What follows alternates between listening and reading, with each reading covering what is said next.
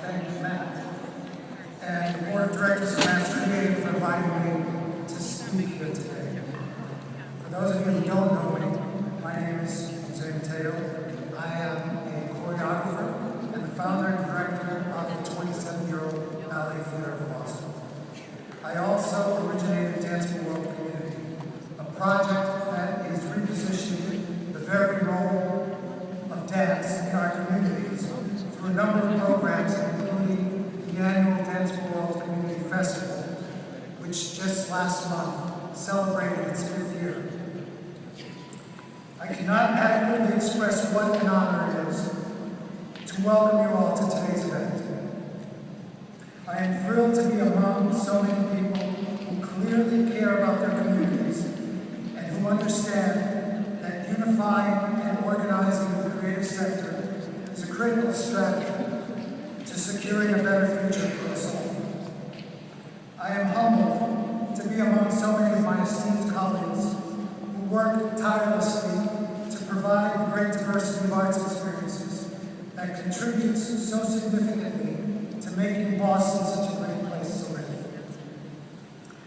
I refer not only to the artists in the room, but to the administrators, their staffs, board members, and other volunteers who give so much of themselves to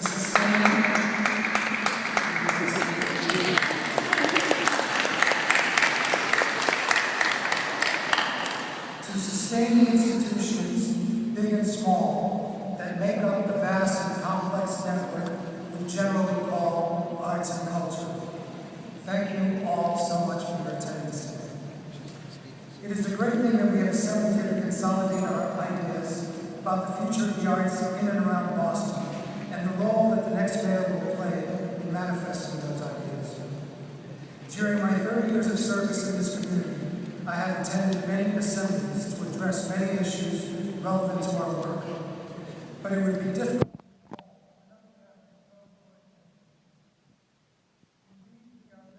Historic moment, one filled with opportunities of historic dimensions. It is a historic moment in a number of ways. We all know that Mayor Tom Menino's 5-year terms were unprecedented in the history of Boston. And so, yes, the vacancy that his departure will have created is, for this fact alone, historic. Those of us who were around during the last mayoral transition can remember the excitement from the anticipation that a new mayor would lead us out of the tumultuous times of the late 80s and early 90s when the arts were under serious fire. There were prominent national leaders who were claiming the arts were wasted. Arts organizations on every level, from the NEA to our local arts councils and organizations, were struggling to recover from severe cutbacks in the midst of controversy around the very legitimacy of these agencies. Back then, I was a member of the Boston Cultural Council under Mayor Flynn's Office for the Arts and Cultural Development, as it was called then. And I remember the effort to build excitement among the constituency that would support Thomas Menino's candidacy. There was a lot of hope for change then, and there is a lot of hope for change now. Today, you will find many people who are pleased with Menino's performance over the last 20 years, as well as those who would argue that he simply did not do enough. However we wish to hold the mayor accountable for whatever benefits or detriments he may have brought to the arts, it is difficult to overlook the fact that the greatest changes to the arts landscape over the last 20 years are less attributable to any single local political leader than they are to much larger forces that have indeed changed the world, to rapidly shape a new global culture. Technology and globalization have dramatically changed the ways in which all of our organizations conduct business. These forces continue to challenge and redefine, among other things, the very role of the arts.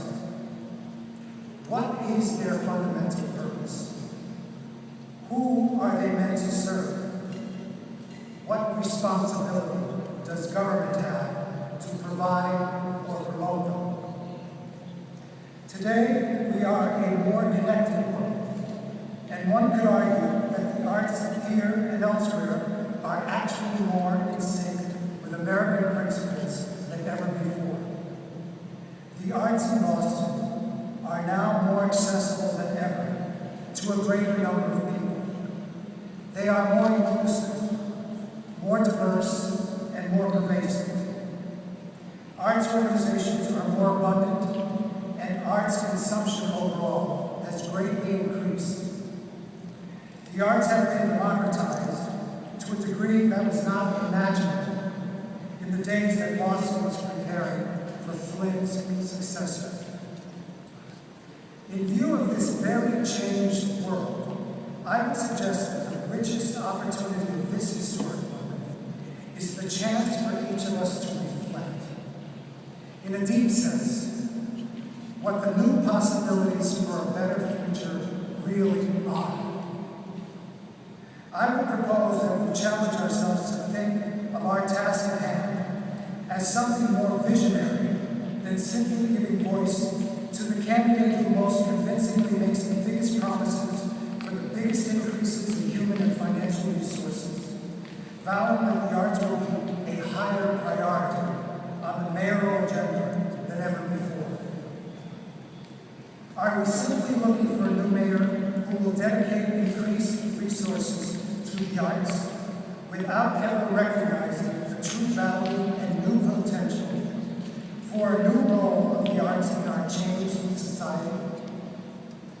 According to some official sources, Menino's top 5 priorities were to provide every child with a quality education, create more affordable housing, lower the crime rate, revitalize Boston's neighborhoods, and promote a healthy lifestyle for all city residents.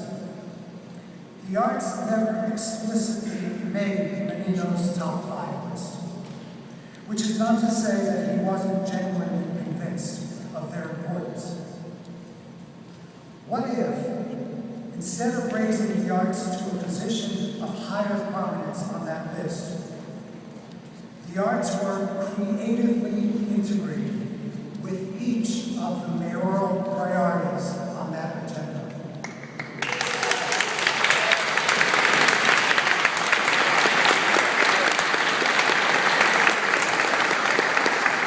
What if the arts, rather than bowing as a lesser necessity to more important mayoral agenda priorities, were to participate in partnership with other municipal agencies to come up with new collaborative solutions to the city's challenges in housing, in education, in street crime, in public health, and in other areas?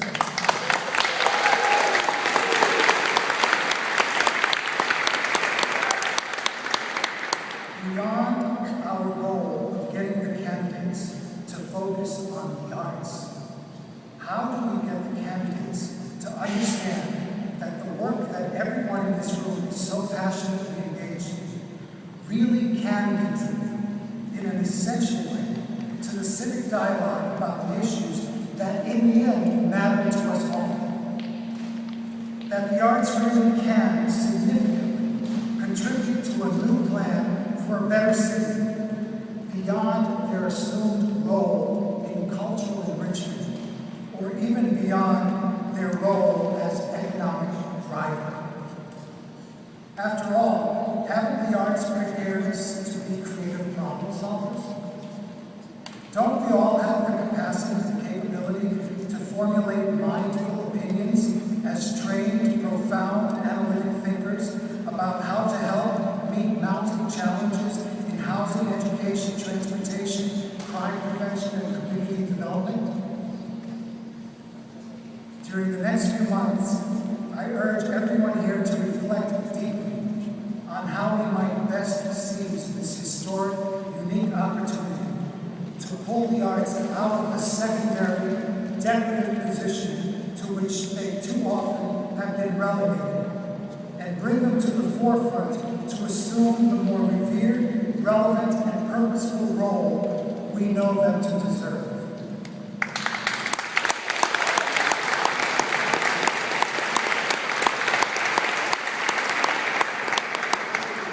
Certainly, we can all capitalize on the excitement that is building as the working master leader through Create the Vote, with the support of our foundations and other advocates, continues to bring together our constituency to raise our voices on behalf of the great work that our artists, arts administrators, and their staffs do day in and day out.